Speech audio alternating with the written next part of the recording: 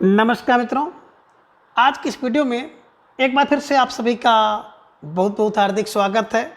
हम आशा करते हैं कि आप सभी स्वस्थ होंगे, मस्त होंगे और पूरी तरह से अपनी तैयारी में व्यस्त होंगे। तो मित्रों, आज की इस वीडियो में हम हिंदी व्याकरण के अंतर्गत एक बहुत महत्वपूर्ण टॉपिक है वर्ण विचार। तो वर्ण विचार से संबंधित कुछ महत्वपूर्ण और संभावित प्रश्नों को व्याख्यात्मक तरीके से हल करेंगे और इसके साथ इन्हें ट्रिक की सहायता से याद करने का भी प्रयास करेंगे। तो हम आशा करते हैं कि वीडियो आप सबके लिए बहुत ही महत्वपूर्ण होने वाला है, इसलिए इस वीडियो को आप लोग अंत तक जरूर देखें। और जितने भी भाई बहन हैं, चाहे वो प्रतियोगी परीक्षा की तैयारी कर रहे हों और चाहे वो एकेडमिक लेवल पे हो, यानी कक्षा 6 से लेकर के 12 तक के सभी छात्र इस वीडियो को देख सकते हैं, उनके लिए लाभकारी है। और चाहे किसी भी कॉम्पिटिटिव परीक्षा की तैयारी आप कर रहे हों तो आपके लिए भी बहुत उपयोगी है, क्योंकि वर्ण विचार एक ऐसा टॉपिक है जहां से सभी प्रकार की परीक्षा में प्रश्न पूछा ही जाता है। तो इसके पूर्व की वीडियो में हम लोगों ने कुल 25 प्रश्नों को देखा था। तो आज की इस वीडियो में उसके आगे के प्रश्नों को हम लोग जानेंगे। तो जैसा कि स्क्रीन पर आप देख पा रहे हैं, प्रश्न संख्या 26 है कि निम्न में व्यंजन वर्णों की संख्या कितनी है। यानी कि निम्नलिखित विकल्प को आप देखिए और कह रहे कि उसके आधार पर उत्तर दीजिएगा कि व्यंजन वर्ण कितने हैं। विकल्प कह रहे कि 35 वर्ण है, विकल्प बी 11 वर्ण है, विकल्प सी 44 वर्ण है या फिर विकल्प डी 52 वर्ण है। तो प्रश्न संख्या 26 का जवाब आप सबको देना है। बहुत प्यारा सा प्रश्न है और बिल्कुल आप सबका जवाब आना चाहिए, लेकिन आप लोग थोड़ा सा सोच समझ रहे हैं, विचार कर रहे हैं और आप सबका जवाब आ गया कि सर विकल्प ए को लॉक किया जाए, 35 वर्ण इज राइट आंसर। बिल्कुल मित्रों, आप सब बिल्कुल किसी भी प्रकार का इस पर प्रश्न पर संदेह और डाउट ना करें, है ना। बात करें हिंदी में व्यंजन वर्ण, तो व्यंजन वर्ण 33 ही हैं। मैं 35 आपको नहीं बता रहा हूँ, लेकिन अगर 33 वर्ण ना हो और विकल्प में आपको 35 वर्ण दिखाई दे तो बिल्कुल आप 35 पर लगाइएगा। जब 33 ना हो, जैसे कि आप देख पा रहे हैं कि प्रश्न संख्या 26 में 33 आपको कहीं नहीं दिख रहा है, इसलिए आप 35 कर रहे हैं। और 35 करने का मतलब है कि इसमें जो दो गुण हैं डॉट ढ, तो इस डॉट ढ को भी इंक्लूड कर लिया गया है। तो इस हिसाब से 35 वर्ण हैं, ठीक है ना। तो बिल्कुल आप सब दिमाग पे इसको रख लीजिएगा। और ऐसा मानना जो आर्यन शर्मा जी का मानना है कि हिंदी में 35 वर्ण होते हैं, क्योंकि इन्होंने डा और ढा इन्हीं की जो दुगुण व्यंजन है, जो उत्थिप्त व्यंजन है, जो ताड़नदात व्यंजन है जिसे आप, है ना, तो उसको भी इसमें जोड़ करके 35 हो जाता है। और अगर विकल्प में 33 है तो उत्तर आप 33 को दीजिएगा। फिलहाल इस विकल्प में 33 नहीं है, इसलिए इस प्रश्न का सही जवाब विकल्प ये 35 वर्ण इज राइट आंसर। बात करें विकल्प बी 11 वर्ण, तो 11 स्वर होते हैं। बात करें 44 वर्ण की, तो 44 जो है मूल व्यंजन है, ठीक है ना। और 52 की बात करते हैं तो कुल हिंदी वर्णमाला में कुल 52 वर्ण है, ये ध्यान में रखिएगा। फिलहाल प्रश्न संख्या 26 का बहुत बेहतरीन सा उत्तर विकल्प है ए इज राइट आंसर। प्रश्न संख्या 27 है कि किशोरीदास वाजपेयी के अनुसार व्यंजन के कितने भेद हैं। अब व्यंजन के कितने भेद हैं? विकल्प ए कह रहे हैं कि 2 भेद हैं, विकल्प बी 3 भेद हैं, विकल्प सी 4 भेद हैं या फिर विकल्प डी 5 भेद हैं। तो प्रश्न संख्या 27 का जवाब आप सबको देना है। एक बेहतरीन प्रश्न आप सबकी स्क्रीन पर और सुंदर सा जवाब आप सबका आ गया कि सर विकल्प बी को लॉक किया जाए, विकल्प बी 3 भेद इज राइट आंसर, है ना।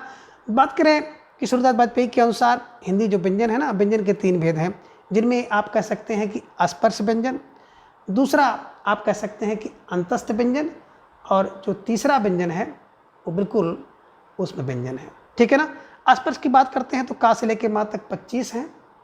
अंतस्थ यार अलावा ध्यान में रखिएगा, यार अलावा, है ना, ये ध्यान में रखिएगा, अंतस्थ है। और बात करें उसमें तो बिल्कुल उसमें सा हा, ठीक, ये ध्यान में रखिएगा। तो फिलहाल प्रश्न संख्या 27 का विकल्प बी 3 भेद इज राइट आंसर, ठीक है। चलिए प्रश्न संख्या 28 है कि निम्न में स्पर्श व्यंजन है। अब कह रहे हैं कि इनमें कौन से व्यंजन स्पर्श व्यंजन है। विकल्प ये कह रहे हैं कि का से माँ तक के जो वर्ण हैं स्पर्श व्यंजन है, विकल्प बी कह रहे हैं कि यार अलावा स्पर्श व्यंजन है, विकल्प सी कह रहे हैं कि सा हा स्पर्श व्यंजन है या फिर विकल्प डी छात्रा ज्ञा, है ना, छात्रा ज्ञा और स्रा स्पर्श है। तो बिल्कुल प्रश्न संख्या 28 का जवाब आप सबको देना है। और आप सबकी तैयारी बहुत बेहतरीन है, फिर भी इस तरह के प्रश्न कभी कभी परीक्षा में देखने को मिल जाते हैं कि अच्छी तैयारी होने के बाद भी एक आध प्रश्न ऐसे होते हैं जो कि गलत हो जाते हैं। तो बिल्कुल हमारा प्रयास है कि आप सबकी तैयारी को बहुत बेहतरीन करने का बिल्कुल है ना एक अभियान चल रहा है। आप कह सकते हैं कि बिल्कुल आपको व्याकरण के माध्यम से आपकी समझ सोच सबको विकसित करने का प्रयास है। तो बिल्कुल आप सबका जवाब धीरे धीरे आ गया कि सर विकल्प ए को लाग किया जाए, का से माँ तक के जो वर्ण होते हैं कुल 25 वर्ण हैं, है ना। ये 25 वर्ण जो है अस्पर्श व्यंजन कहलाते हैं। अब अस्पर्श व्यंजन इसलिए कहलाते हैं क्योंकि जब इनका उच्चारण किया जाता है तो कंठ से लेकर के कंठ, ताल, मूर्धा, दंत, है ना, ओठ आदि किसी न किसी उच्चारण स्थान को जरूर स्पर्श करते हैं। तो स्पर्श करने के कारण ही इसे स्पर्श व्यंजन कहते हैं, ये ध्यान में रखिएगा। चूँकि ये जो का से माँ तक के वर्ण है ना, ये 5 वर्ग में होते हैं और प्रत्येक वर्ग में 5-5 वर्ण होते हैं। तो इस कारण से इसको वर्गीय व्यंजन भी कहा जाता है। तो आप ये भी ध्यान में रखिएगा कि स्पर्श व्यंजन या इसी को कहते हैं वर्गीय व्यंजन, और इसका एक नाम और आता है अस्पृष्ट व्यंजन, ये ध्यान में रखिएगा। अस्पृष्ट व्यंजन भी इसको कहते हैं और इसको अस्फोटात्मक ध्वनियाँ भी कहते हैं, तो ध्यान में रखिएगा। तो मित्रों जो भाई बहन नए हैं, अब बिल्कुल आप लोग अपनी नोटबुक में इस तरह के प्रश्न जो आते हैं जो थोड़ा सा हटकर होते हैं तो उसको बिल्कुल बगल में नोट भी करते चलें, ठीक है ना। तो इसी को आपने समझ लिया कि वर्गीय व्यंजन, अस्फोट ध्वनियाँ आपने देखा, और इसी को आपने क्या कहा, स्पर्श व्यंजन कहा, ये ध्यान में रखिएगा, ठीक है ना। विकल्प बी के पास अगर हम लोग चलें तो बिल्कुल विकल्प बी को भी इसकी भी सर्जरी की जाए तो बिल्कुल यारा लव, यानी कि यारों में लव है तो बिल्कुल अंतस्थ हैं। अंतस्थ इसलिए कहा जाता है कि अंतः धन अस्त, है ना, क्योंकि इन वर्णों का उच्चारण जब करते हैं ना तो इनका उच्चारण करते समय ये भी हल्का स्पर्श करते हैं। तो हल्का स्पर्श करने के कारण इसे अंतस्थ व्यंजन कहते हैं। तो यारों में लब होता है क्योंकि यार जो एक दूसरे के अंतस्थ होते हैं, करीब होते हैं, तो अंतस्थ व्यंजन यार अलावा, ठीक है। बात करें विकल्प सी की तो सा सा साहा बिल्कुल उसमें व्यंजन होते हैं, क्योंकि इनका जब उच्चारण किया जाता है ना तो इनके उच्चारण करते समय बिल्कुल रगड़ पैदा होती है और उस रगड़ से बिल्कुल उष्मा पैदा हो जाती है। इस कारण से इसे उष्मीय व्यंजन कहते हैं, ध्यान में रखिएगा। और आपने देखा होगा ना कि जो 3 साधु हैं, सा, मैं तीनों सा को साधु कहता हूँ, तो 3 साधु जो है ना बड़े उसमें होते हैं। आपने देखा होगा कि जो सस्म लोग होते हैं ना, जो साधु लोग होते हैं, बड़े उसमें और खड़ूस होते हैं, छोटी छोटी बात पे बहुत क्रोधित हो जाते हैं और यहाँ तक कि शराब तक दे देते हैं, भैया लो शराब, साफ लो, ठीक है ना। तो यही दिमाग में बैठा लीजिएगा कि सा साहा तीनों साधु क्या है, बिल्कुल उसमें है।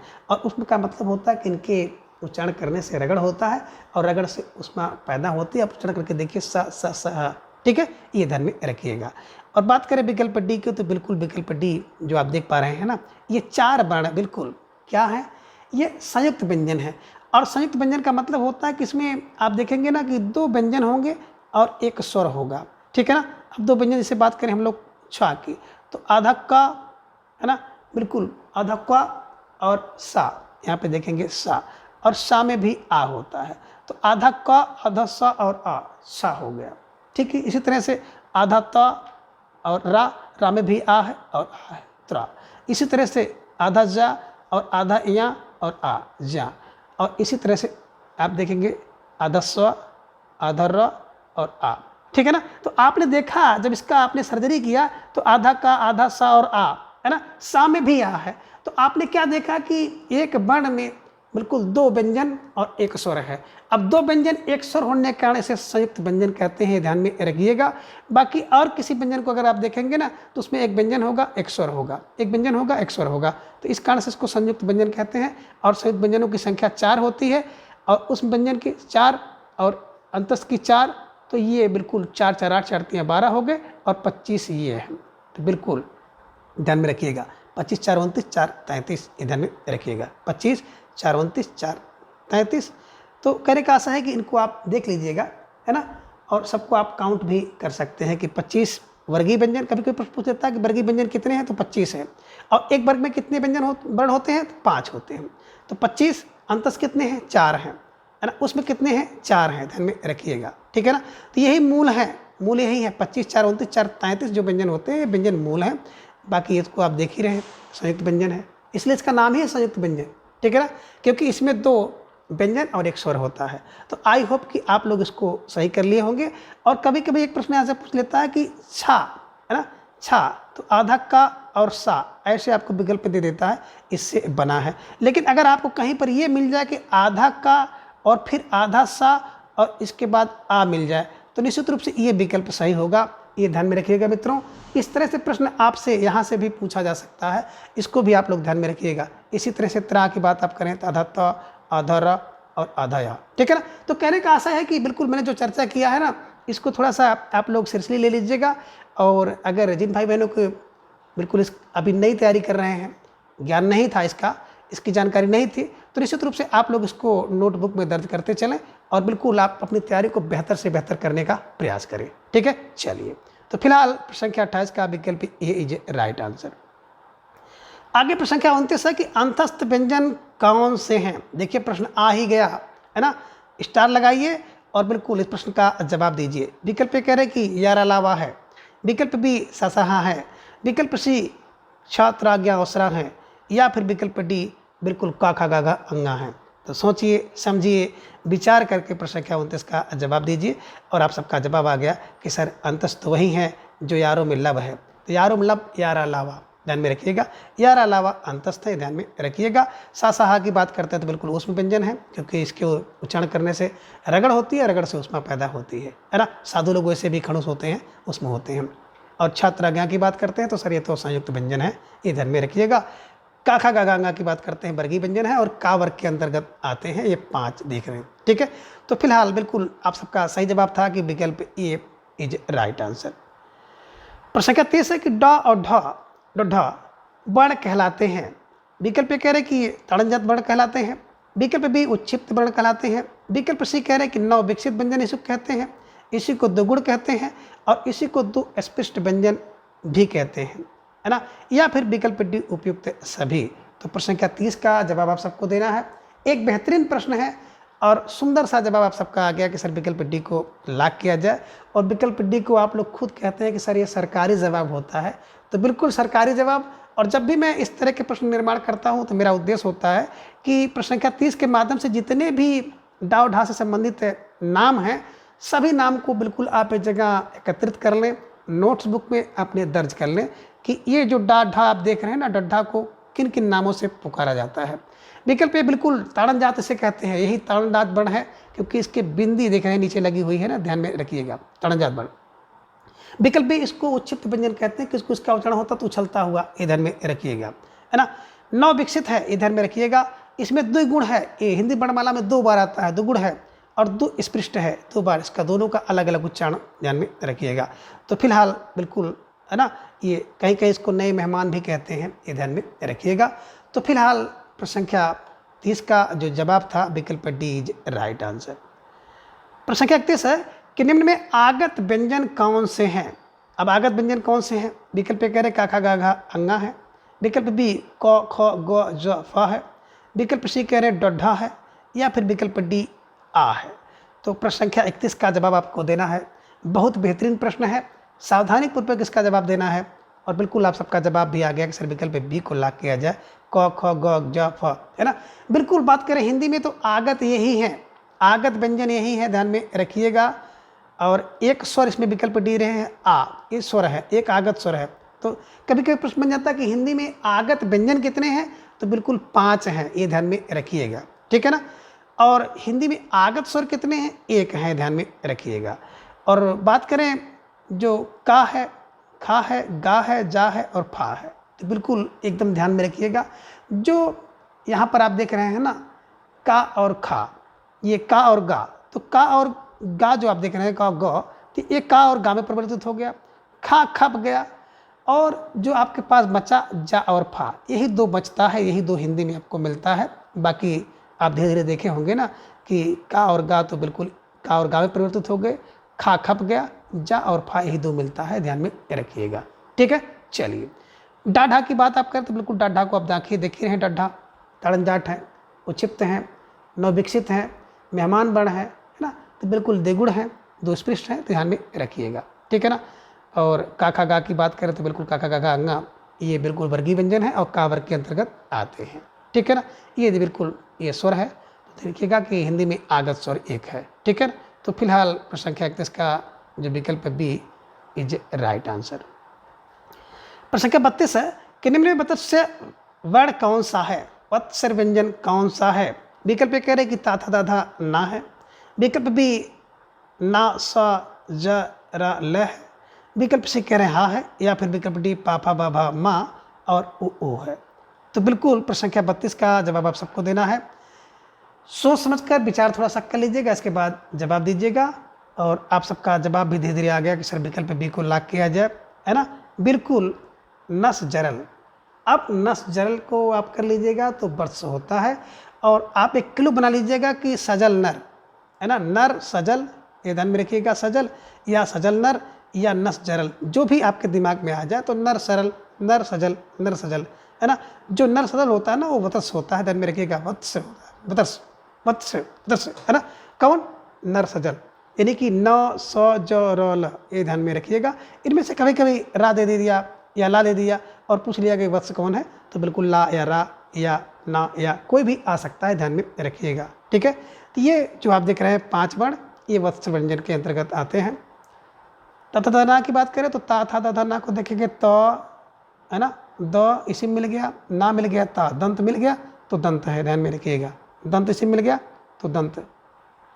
हा की बात अगर हम लोग करें तो बिल्कुल प्रश्न संख्या 32 में आप देख पा रहे हैं हा, बिल्कुल ये स्वर यंत्रमुखी वर्ण है, जिसे आप कह सकते हैं स्वर यंत्रीय, है ना। इसे काकल्य भी कहा जाता है। अगर किसी में काकल विकल्प में हो तो पहले आप काकल को लगाएंगे और नहीं तो कंठ के अंतर्गत भी इसका उच्चारण होता है। बात करें पापा बाबा माँ और ऊ और ओ, तो बिल्कुल आप जानते हैं ना कि ओष्ठ से इसका उच्चारण होता है, पापा बाबा माँ और ओठ, है ना। अब इसे कैसे दिमाग में बैठाएं, तो देखे होंगे जब बच्चा छोटा सा रहता है ना तो बिल्कुल उसके पास दांत नहीं होते हैं। जब दांत नहीं होते तो दोनों ओठों को चिपका करके वो बोलता पापा, है ना, या मामा या बाबा बोल दिया, तो बिल्कुल जो माताएं और पिताजी लोग होते हैं ना बड़े खुश हो जाते हैं और कहते हैं कि हमारा बाबू बिल्कुल पापा बोल रहा है, मामा बोल रहा है, बाबा बोल रहा है। तो मित्रों ऐसा कुछ नहीं होता है, बल्कि ओठ को चिपका करके वो बोल रहा था, इस कारण से इसे ओष्ठ ध्यान में रखिएगा, ठीक है ना। तो पापा बाबा माँ, पापा बाबा माँ ओठ से बोलता है, ध्यान में रखिएगा, ओष्ठ उच्चारण स्थान है। अगर परीक्षा में आपको ये वर्ण दिख जाए तो निश्चित रूप से ओठ को लगाइएगा और इसका जो सही अंक है अपनी झोली में भर लीजिएगा, ठीक है ना। तो निश्चित रूप से अगर आप हमारे साथ जुड़ेंगे तो व्याकरण की जो स्थिति है ना बहुत मजबूत हो जाएगी और व्याकरण से आप झोली झोली भर भर के नंबर ले जाएंगे। तो फिलहाल आप सबका जवाब था विकल्प बी, नर सजल इज राइट आंसर, न स ज र ल, ठीक है। चलिए प्रश्न संख्या 33 है कि प्रश्न के आधार पर व्यंजन के कितने भेद हैं। अब प्रश्न के आधार पर कह रहे हैं कि विकल्प कह रहे हैं कि अघोष और सघोष, विकल्प बी अल्पप्राण महाप्राण, विकल्प सी जिह्वा या अन्य अवरोध के आधार पर भी इसका विभाजन किया गया है, या फिर विकल्प डी सभी। तो बिल्कुल आप सबका जवाब आ गया कि सरकारी जवाब विकल्प डी इज राइट आंसर। और इस प्रश्न के माध्यम से आप सबको बिल्कुल परिचित कराना था कि प्रश्न के आधार पर कितने भेद होते हैं। तो बिल्कुल अघोष सघोष होते हैं, अल्पप्राण महाप्राण होते हैं और जिह्वा के आधार पर एवं अन्य अवरोध के आधार पर इसके भेद होते हैं।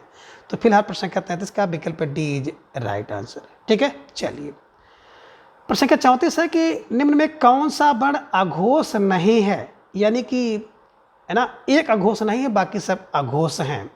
विकल्प ये कह रहे हैं कि काखा और ताथा अघोष हैं, विकल्प बी चाचा टाठा और पाफा अघोष हैं, विकल्प सी कह रहे हैं कि हा ड ढ अघोष हैं, या फिर विकल्प सी कह रहे हैं कि फा सा साहा। तो कह रहे हैं कि कौन इनमें अघोष नहीं है, है ना, यानी कि बाकी सब अघोष हैं और एक अघोष नहीं है।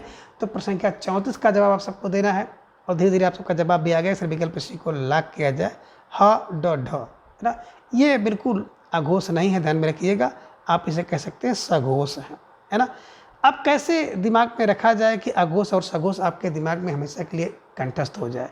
तो देखिए मित्रों, हमारे एक मित्र थे, जब मैं शुरू में हिंदी तैयारी शुरू करना शुरू किया तो मुझे ये बहुत दिक्कत होती थी। तो उन्होंने क्लू बनाया कि एक दो लोग को आप कहते हैं आ घुस जा, आ घुस जा। आ घुस को उन्होंने कहा आ घुस जाओ, किसको, एक दो लोग को कहते हैं। तो यानी कि पहला और दूसरा क्या है, अघोष है। पहला दूसरा अघोष है। आपके पास कोई बाइक है, कोई कार है, कोई गाड़ी है, तो एक दो लोगों को जो पहले आएंगे उसको क्या करेंगे, आ घुस जाओ। तो आ घुस का मतलब पहला दूसरा अघोष, है ना। इसके अलावा किसको, इसके अलावा जो कुछ सज्जन व्यक्ति होंगे, साधु लोग होंगे, तो 3 सज्जन को आप कहेंगे घुस जाओ। बाकी जितने सब बच गए वो सब कहाँ पे चले गए, वो हो गए बिल्कुल साघोष, है ना। तो ये ध्यान में रखिएगा, है ना, निश्चित रूप से। और आप विकल्प में यहाँ पे देख पा रहे हैं कि फा आगत जो है ना, ये भी बिल्कुल आप कह सकते हैं अघोष है। तो फिलहाल आप सबका जवाब बिल्कुल सही था कि सर केवल ये हा डा ढा जो है अघोष नहीं है। बाकी चूँकि पहला दूसरा वर्ण है तो इसलिए अघोष होगा। 1-2 को आप कहते हैं पहले दूसरे को आ घुस जाओ, और जो 3 साधु हैं उनको कहेंगे। और देखिए जो आगत फा है इसे ध्यान में रखिएगा। तो फिलहाल प्रश्न संख्या 34 का विकल्प सी इज राइट आंसर। प्रश्न संख्या 35 है कि निम्न में सघोष वर्ण नहीं है। अब देखिए इनमें एक सघोष वर्ण नहीं है, तो बिल्कुल आपने अघोष देख लिया कि पहला दूसरा 3 साधु और फा, ठीक है ना। चलिए विकल्प ए में देख रहे हैं कि ग घ अंगा सघोष नहीं है। विकल्प बी कह रहे हैं कि ड ढ जा सघोष नहीं है। विकल्प सी कह रहे हैं यार अलावा सा नहीं है। या फिर विकल्प डी का खा गा नहीं है। तो बिल्कुल प्रश्न संख्या 35 का जवाब दीजिएगा। थोड़ा सा टेढ़ा सा प्रश्न है, जानबूझ करके इस प्रकार के प्रश्न का निर्माण मेरे द्वारा किया गया है, लेकिन आप सबको बिल्कुल सही जवाब का चयन करना है। और धीरे धीरे आप सबका जवाब भी आ गया। सर विकल्प डी को लॉक किया जाए, का ख ग, है ना, बिल्कुल सही जवाब है। देखिए सघोष की बात करते हैं ना, तो सघोष में आपने देखा है कि बिल्कुल 3, 4, 5 वर्ण होना चाहिए। सघोष में कौन होना चाहिए, 3, 4, 5, यानी कि तीसरा, चौथा, 5वां वर्ण होना चाहिए। और उसके अलावा कौन होना चाहिए, उसके अलावा ड ढ और ज, ड ढ ज, और यारों में लब, या रा ला वा, ये ध्यान में रखिएगा। तो या रा ला वा हा, या रा ला वा, देखो सा सा हा था ना, तो वहाँ पे सा सा था, हा नहीं था, ये ध्यान में रखिएगा। यहाँ पे हा भी आ जाएगा, यारों में लब भी होगा। और यारों में अगर लब है तो बड़ा घोष करेंगे, घोष माने सघोष, ये ध्यान में रखिएगा। तो 3, 4, 5 लोग बहुत घोष करते हैं, यारों में लब है वो लोग घोष करते हैं, और जो दुगुड़ वाले हैं बिल्कुल ताड़नजात वाले हैं ये भी घोष करते हैं, ठीक है। तो निश्चित रूप से अब आप सबका जवाब जो था विकल्प डी का खा गा इज राइट आंसर, है ना। देखिए बात करें तो यहाँ पे देखिए तीसरा, चौथा, 5वां वर्ण था, इसलिए सघोष है।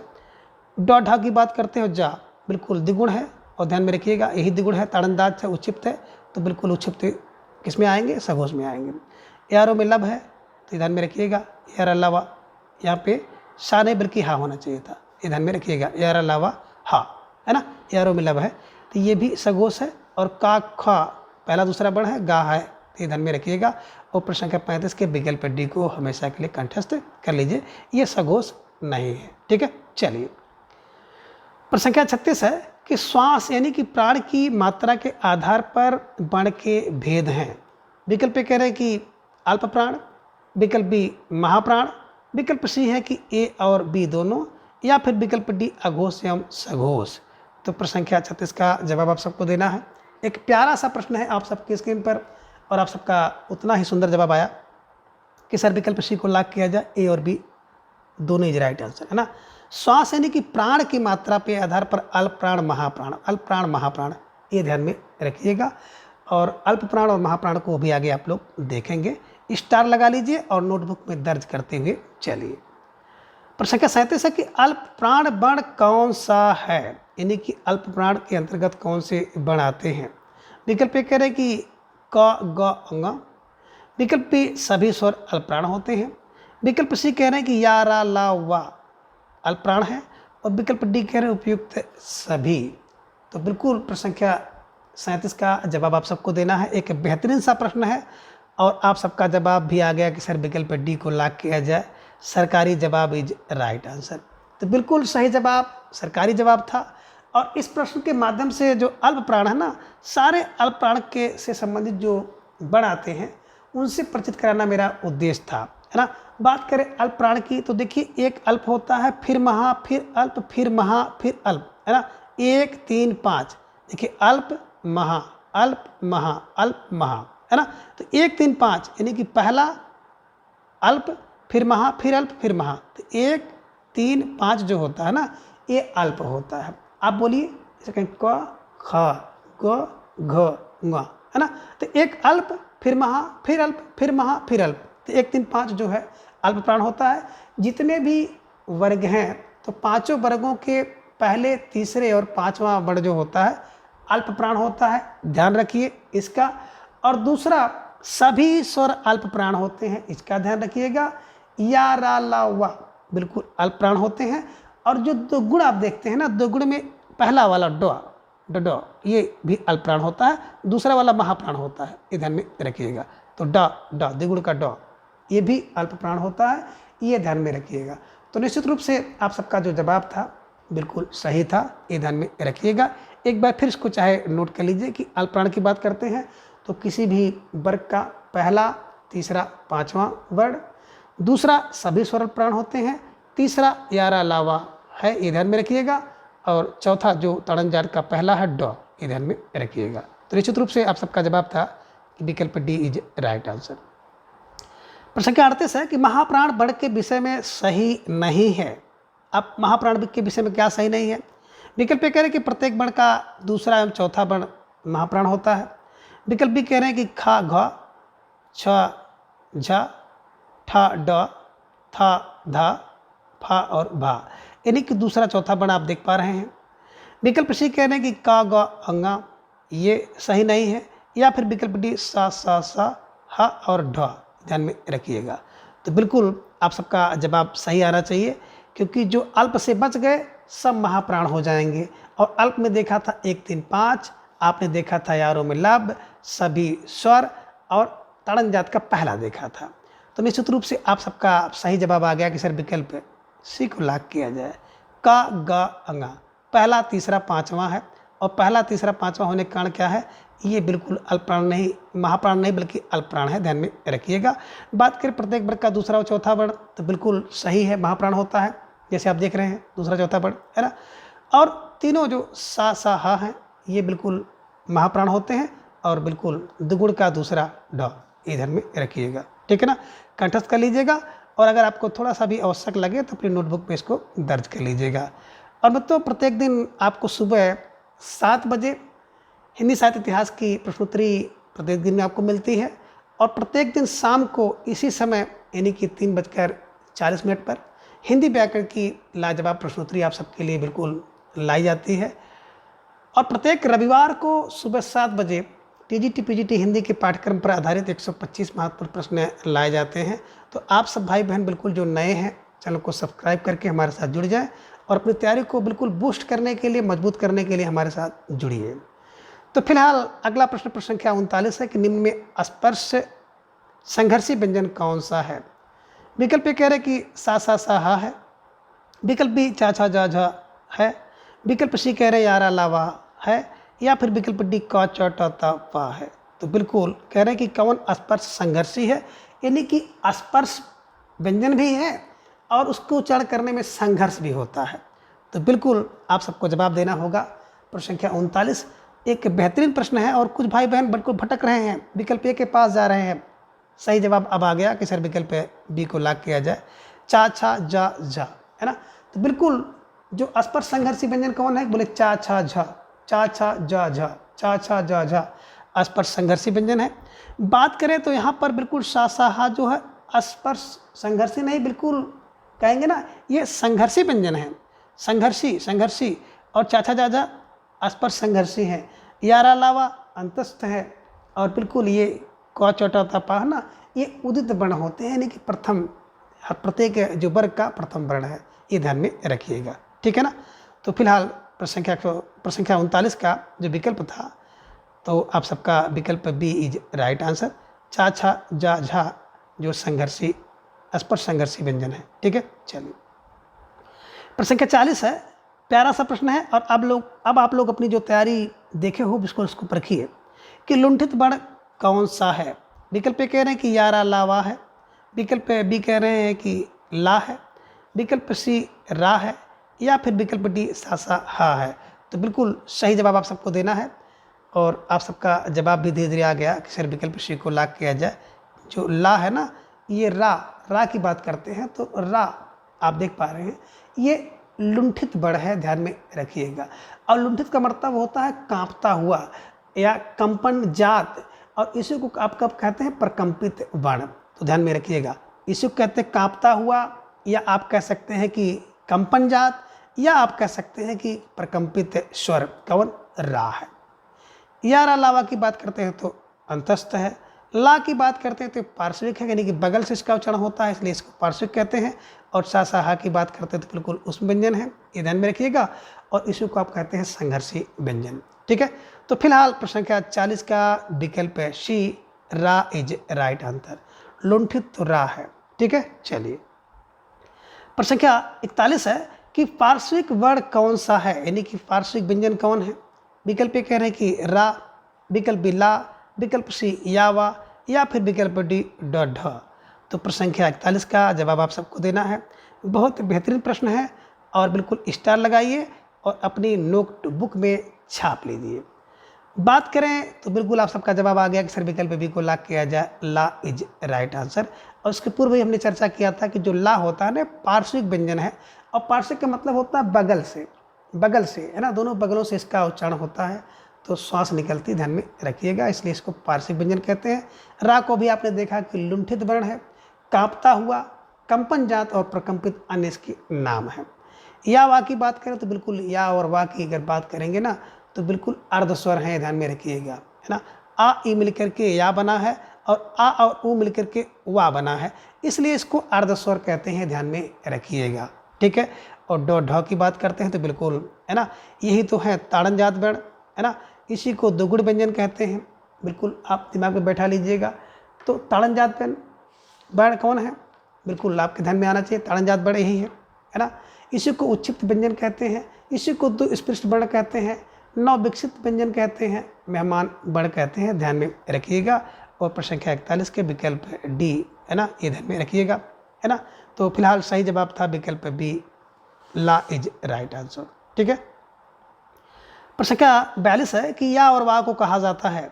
विकल्प कह रहे हैं कि ताड़न जात वर्ण कहा जाता है, विकल्प बी स्वर वर्ण कहा जाता है, विकल्प सी अर्ध स्वर कहते हैं, या फिर विकल्प डी पार्श्विक वर्ण कहते हैं। तो प्रश्न संख्या 42 का जवाब आप सबको देना है और बिल्कुल आप सबका सुंदर जवाब आ गया कि सिर्फ विकल्प सी को लाग किया जाए, अर्ध स्वर इज राइट आंसर, है ना। या और वा अर्ध स्वर है, अभी आपने देखा है कि आ और ई मिलकर के या और आ और ऊ मिलकर वा हो जाता है, इसलिए इसको अर्ध स्वर कहते हैं, ध्यान में रखिएगा।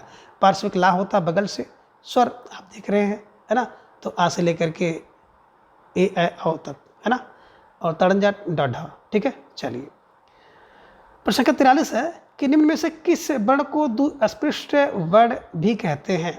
विकल्प कह रहे हैं कि डाढ़ा को, विकल्प बी यावा को, विकल्प सी है सासाहा को, या फिर विकल्प जी चाचा झा को। तो प्रश्न संख्या 43 का जवाब आपको देना है और आप सबका जवाब आया है विकल्प ए को लाग किया जाए, है ना।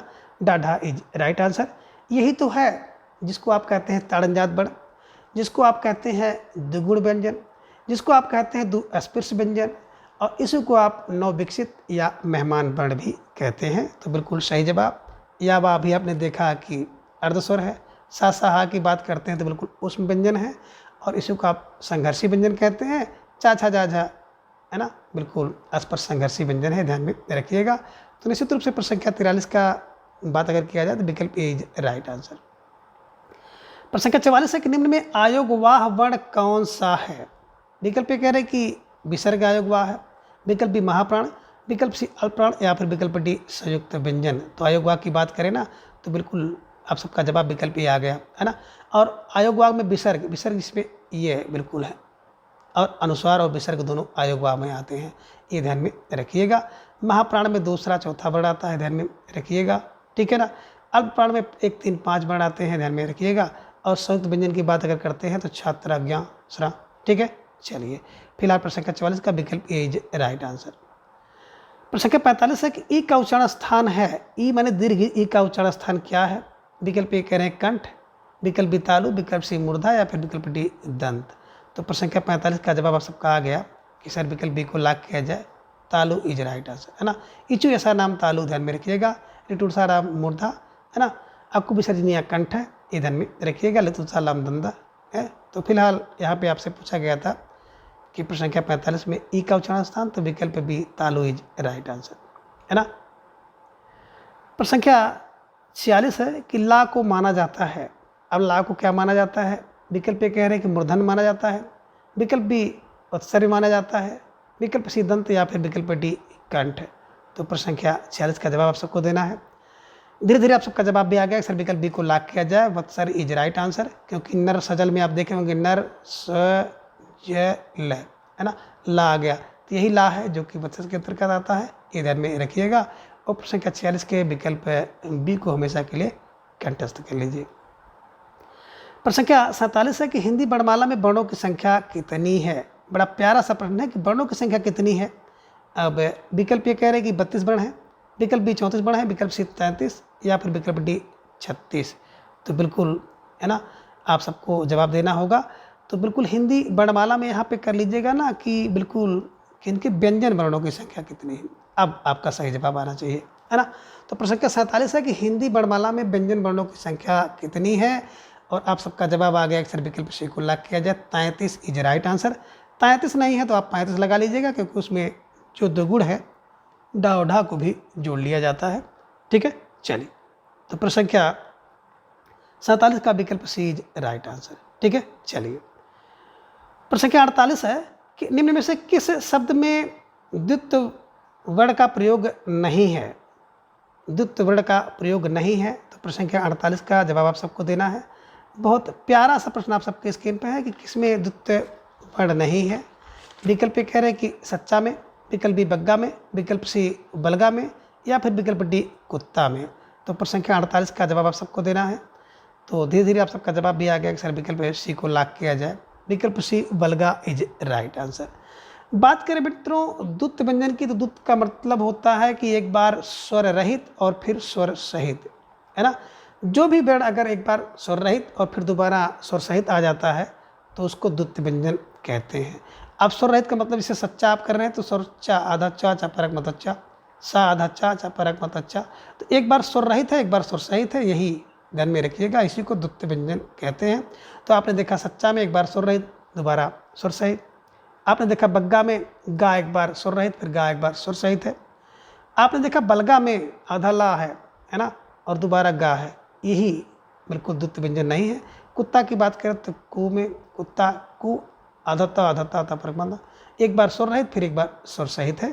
तो इस कारण से इसमें भी द्वुत्व व्यंजन है। तो प्रश्न संख्या 48 का विकल्प बी इज राइट, विकल्प सी इज राइट आंसर। ठीक है, चलिए। प्रश्न संख्या 49 है कि ओम को किस तरह का स्वर कहा जाता है। विकल्प ये कह रहे हैं कि हर्ष स्वर, विकल्प बी दीर्घ स्वर, विकल्प सी प्लुत स्वर या फिर विकल्प डी घोष स्वर। तो प्रश्न संख्या 49 का जवाब आप सबका आ गया कि सर हर्ष दीर्घ और विकल्प सी प्लुत स्वर इज राइट आंसर, है ना। तो निश्चित रूप से जिन भाई बहनों का जवाब विकल्प सी था, बहुत बेहतरीन जवाब, और आप सबकी तैयारी बहुत ही उत्कृष्ट है। तो आप सबकी तैयारी इसी तरह से रही तो निश्चित रूप से आप सब चयनित होंगे। प्रश्न संख्या 50 है कि सा साहा बड़ के विषय में सत्य है। विकल्प ये कह रहे हैं कि ये वर्गीय व्यंजन है, विकल्प बी स्पर्शी व्यंजन है, विकल्प सी है संघर्षी व्यंजन है या फिर विकल्प डी स्पर्श संघर्षी व्यंजन है। तो प्रश्न संख्या 50 का जवाब आप सबको देना है। बहुत बेहतरीन प्रश्न है आप सबके स्क्रीन पर, और आप सबका जवाब भी धीरे धीरे आ गया कि सर विकल्प सी को लॉक किया जाए, संघर्षी व्यंजन इज राइट आंसर। ठीक है ना। तो निश्चित रूप से जो सा व्यंजन है ना, बिल्कुल ये उसमें व्यंजन है, और क्योंकि रगड़ से उत्पन्न होता है, और इसी को संघर्षी व्यंजन कहते हैं। स्पर्श संघर्षी तो चा छा जा झा इधर में रखिएगा। स्पर्शी व्यंजन तो बिल्कुल स्पर्श व्यंजन जितने ध्यान में रखिएगा, है ना। तो का से माँ तक, और उसी को वर्गीय व्यंजन भी कहते हैं, ध्यान में रखिएगा। तो निश्चित रूप से प्रश्न संख्या जो 50 का विकल्प सी इज राइट आंसर। तो मित्रों आज के इस वीडियो में बस इतना। इसी तरह से आप लोग अपना प्रेम जो है चैनल पर बनाए रखें। तो प्रत्येक दिन आपको शाम को 3:40 पर आपको इसी तरह से टॉपिक वार प्रश्नोत्तरी हिंदी व्याकरण से संबंधित आपको मिलती रहेगी। अगले वीडियो में हम लोग अगला टॉपिक जानेंगे। तब तक के लिए धन्यवाद, नमस्कार, बाय बाय।